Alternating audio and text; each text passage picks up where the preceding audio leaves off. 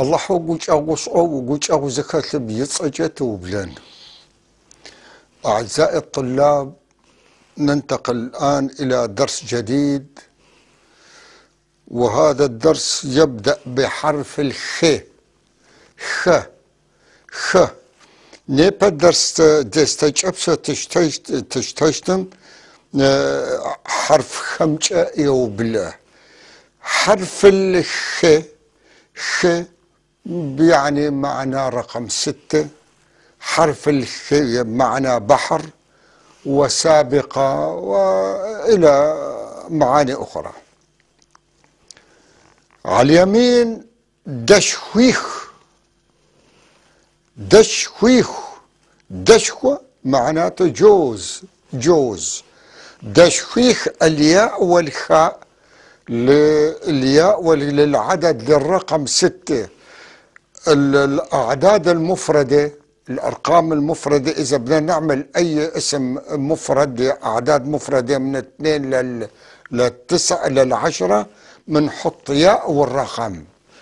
دشخيط، دشخيش، دشخيخ إلى آخره. العمود اللي على اليمين داخ اسم علم، اسم دلع للبنات. داخ اسم داخ بيجي معناته اسم، بيجي مع الاسم اللي قبله معناته بيعطي الجمال. داخ صداخ داخ. دشخة جوز بندق. دشخة جوز. شده فول سوداني او فستق العبيد. ده سشخ انا. اشخ او شخ بمعنى اكل. سشخ معناته عم باكل الشيء. سشخ بيجي هذا مع الافعال المتعديه. الفعل مع الكسره اغلبا بيكون فعل متعدي. سشخ. على اليمين بعده ماتخ. الماء ضمير الشخص الثالث المفرد في الزمن الحاضر. وتخ اكتب. ماتخ معناته يكتبه. داخ جميل او جميله. ذكرنا عدة مرات انه مذكر مؤنث باللغة ما في، ولا في مثنى، في مفرد وجمع. وداخ للجميع، للكبير والصغير والانثى والذكر والكل. داخ جميل. آخم بيجي ضمير للشخص الثالث الجمع. خ للجمع على طول. للجمع. آخم كمان بيجي جمع تاني، ولكن مع الضمائر بيكون اسم مفعول به او مع الافعال المتعدية. آخم. راح يجيكم الافعال لازم المتعدية في دروس لاحقة ان شاء الله. بالاعلى نجد حرف الخ موصول بأحرف العلة. خ مقا زي شخم قاز بحاجة مرشتو قاوة. خو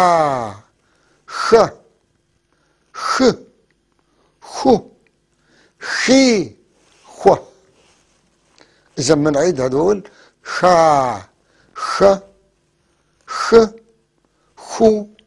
خي خو.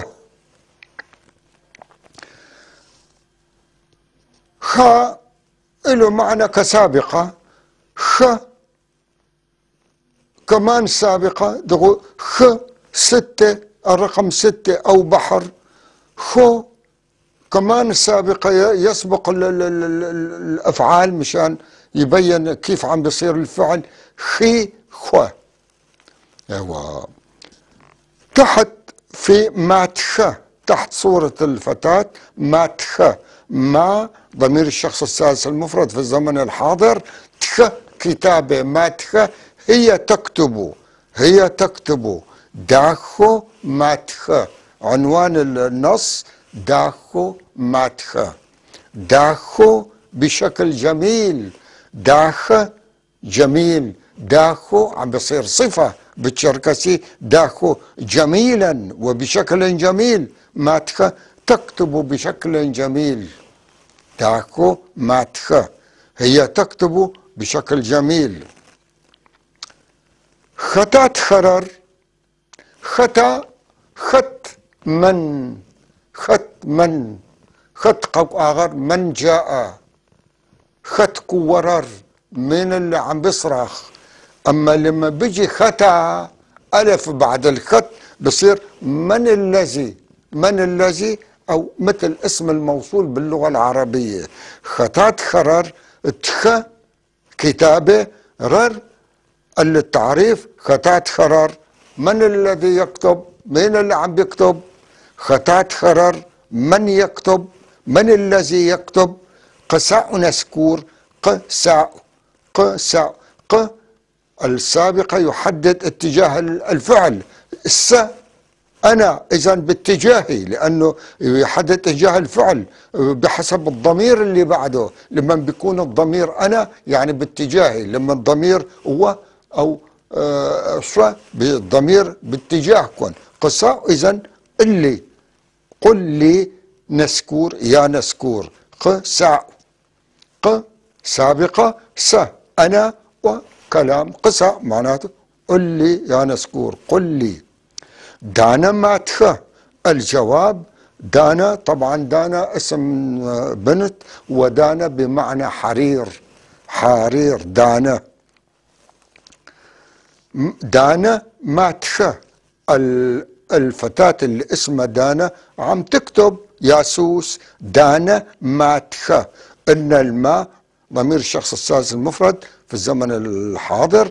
تخ كتابة. دانا ماتخة، دانا تكتب. دانا داخو ماتخة في إشارة استفهام بآخر الجملة. دانا طبعا اسم البنت. داخو، داخو جميل، داخو بجمال. ماتخة، ماتخة تكتبوا، ماتخة هل تكتبوا. هل الاستفهام بيجي بآخر الكلمة باللغة الشركسية. بالعربي بيجي بأول الكلام، بالشركسي بيجي بآخر الكلام. ماتخة، ماتخة، ماتخة يكتبوا. ماتخة هل تكتبوا. دانا داخو ماتخة. دانا هل تكتب بخط جميل أو بشكل جميل. الجواب آره. الجواب نعم، آره نعم، آره. دانا داخو ماتخة. نعم دانا، نعم دانا تكتب بشكل جميل. لاحظوا بين ماتخة بآخر هالجملة وماتخة بآخر الجملة اللي فوقها، هناك ماتخة الألف هنا هل الاستفهامية، أما تحت ما في هل الاستفهامية، بصير ماتخة هي تكتبه. هون في بعض الحروف تحت مع أحرف العلة، مع أحرف العلة. ما ام وآ بصير ما معناته خذ، ما خذ. تحته س، س أنا، س أنا. س آلة القطع سكين. سجية موس. سشخة سيف. ساشخة سيف قصير. شخة كل. شخة فعل أمر بمعنى كل، هذا فعل أمر لازم. تخ شخة، شخة كل فعل أمر لازم مش متعدي. تخ أيضا تخ. اكتب، اكتب. ده خيط، ده خيط فعل أمر. أو ده بيجي معناته جوز، بندق أو جوز. ده دجية بندق، والأصل ده بندق ودشكو جوز وشده في استقابيد. والواو عليها فتحة، الواو عليها فتحة. وأنت، أنت هو. اضرب و الطقس و تحت شكوى. شكوى كلمة بمعنى كبير اشكو، ولكن هشكو هذا هالكلمة هذا بالذات لا تأتي مفردة إلا مع كلمة مع اسم بيسبق الكلمة. مثلا بسخوشكو، تشالشكو، تشغشكو، أرسشكو، كبير يجي مع كلمة لا تأتي مفردة. في هناك ين تيجي مفردة، هذا شكو تيجي مع الاسم اللي بيسبقه. إذا بنعيد من الأول، حرف الخ العنوان خ بحر، خ ستة، دشخويخ 6 جوزات، دشخوة جوز، والخ 6، خ دشخويخ 6. داخ اسم علم أو جميل، إذا إجا مع كلمة قبله من الحالة ما بتجي داخ، بيجي داخة. دشخوة جوز، سشخ آكل، سشخ. ماتخ تكتب، داخ جميل أو جميلة، آخم هؤلاء. على اليمين في الأعلى حرف الخ مع أحرف العلة، مع بعض من أحرف العلة. خا بيجي سابقة مثلا خا حكج مع الدخول إلى شيء. خ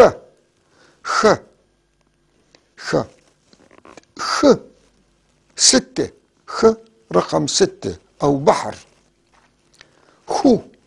خي خوا، هذول كلهم بيجوا سوابق في اللغة الشركسية، راح تاخذون في الدروس القادمة.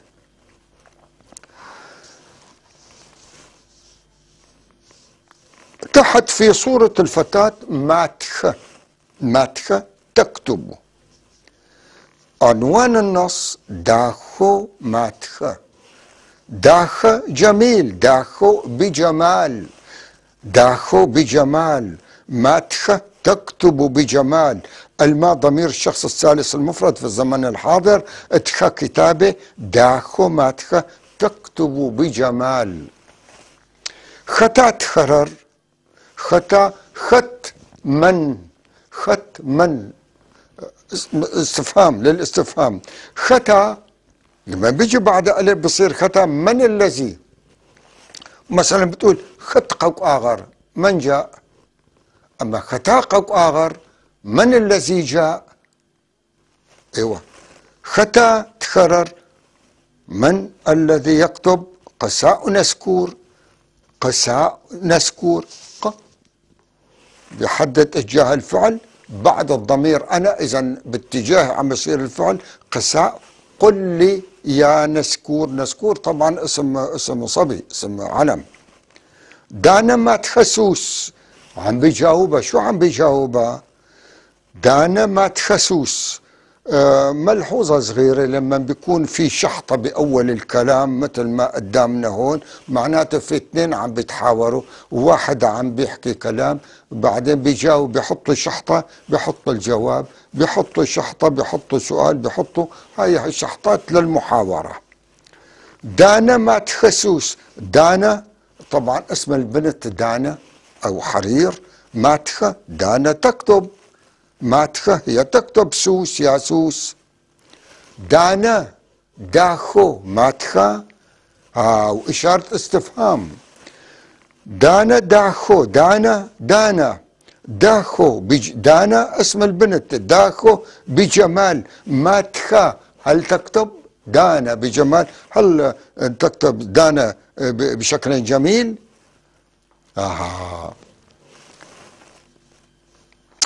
نعم دانا داخو ماتخة، نعم دانا تكتب بشكل جميل.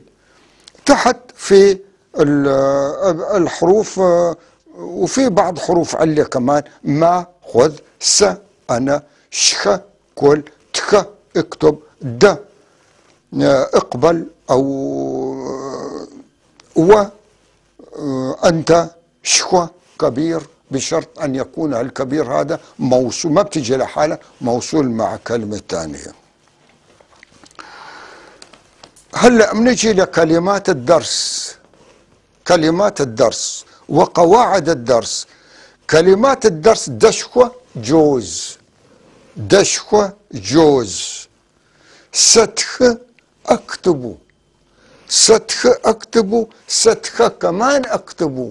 راح يجيكم الفرق ما بين الفتحة والكسرة في الدروس القادمة، ولكن بشكل بصير الستخ بيكون فعل متعدي وستخ بيكون فعل لازم. سشخ اكلوا، اكلوا سشخ. ماتخ، ماتخ يكتبوا، ماتخ يكتبوا. آخم هؤلاء، آخم هؤلاء. آخر كمان هؤلاء، آخر فعل لازم، آخم فعل متعدي. بيجي هون معنى خط، خط وختا. خط من، ختا من الذي، من الذي. قساء، قساء. قل لي، قساء قل لي. آر نعم، آر نعم. تخ اكتب فعل أمر، فعل أمر اكتب تخ. شخ قل كمان فعل أمر، ولكن هذول الفعلين من الأفعال اللازمة ما الأفعال المتعدية، تخ وشخ. منعيدها بسرعة: دشخة جوز، ستخ اكتبوا، اكتبوا شيئا يعني شيء محدد. سشخ كمان آكلوا. ماتخ يكتب، هو يكتب يعني.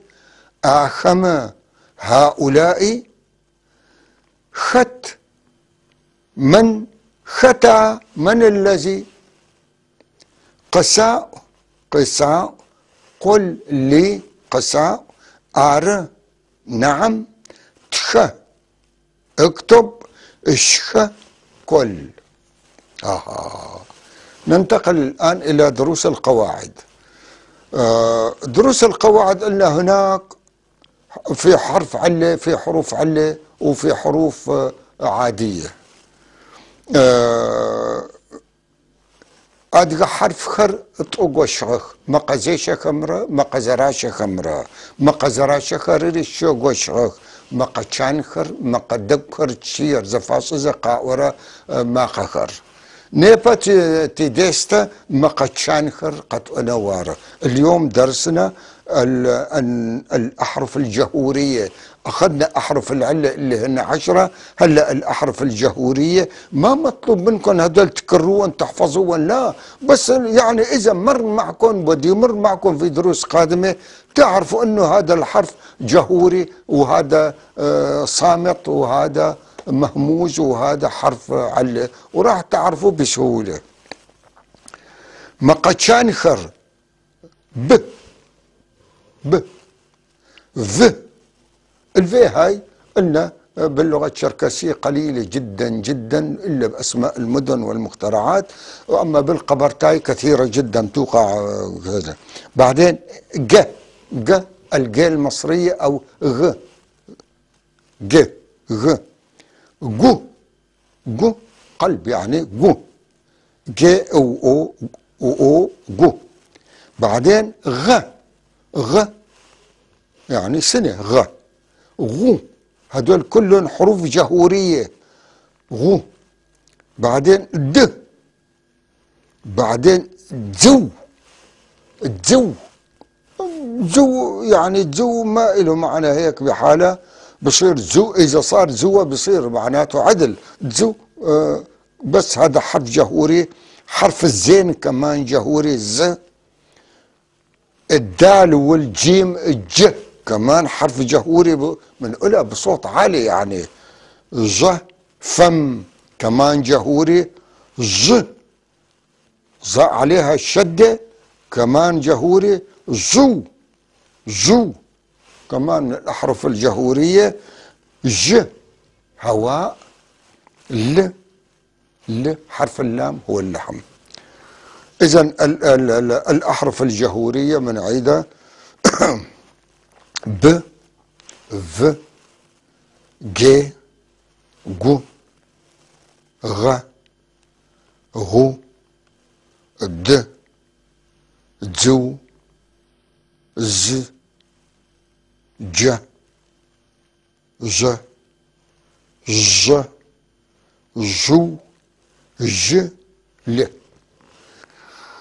هذول الأحرف الجهورية معلش إذا كتبتون على الدفتر، وحتى الأحرف العليا كمان معلش إذا كتبتوهم بالدفتر وتعملوا عليهم مثلا اطلاع خفيف، انه بشكل انه ما تنسوهم فرد مره، لانه هذول بيلزموكم كثير بالصفوف القادمه، مثل الصف الثاني والثالث والرابع وهكذا.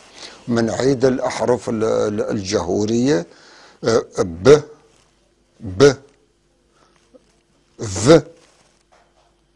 ج، ج، غ، غ، د، ذو، ز، ج، ژ، ژ، ژو، ج، ل. ج، ج، ل. ج هواء، ل لحم. كمان من عيد من المرة الأخيرة كمان الأحرف الجهورية مقتشانخر و ب، ف، ج، ج، غ، غ، ز، ذو، ز، ذو، ز، ج، ژ، ژ، ژو، ج، ل. نيبا موجة تدست شتوخة مما قتشان خرز زغوص أنفايا خياس وغيش وقوات أدغاب زيجا سوكشانا سوتخانا زخوشا خوقنغا أجيق خصوغافا سوكشا زخوشا مخزا زغوص أمدغو سويبزا دزافو داخو أدغاب زمزاريا بسغم فدو سويبزا داخو خوت. أعزائي الطلاب، ننتهي الآن هذا الدرس. أرجو أن تكتبوا هذه الحروف الجهورية، وحاولوا ما أمكن أن تكتبون، اكتبوا قدر ما تستطيعوا الكلمات. الأحرف الجهورية بيلزموكم بالقواعد مشان يكون النطق سليم والكتابة سليمة أيضا. ونتمنى لكم كل اجتهاد وكل سعادة، وفقكم الله، والسلام عليكم ورحمة الله وبركاته.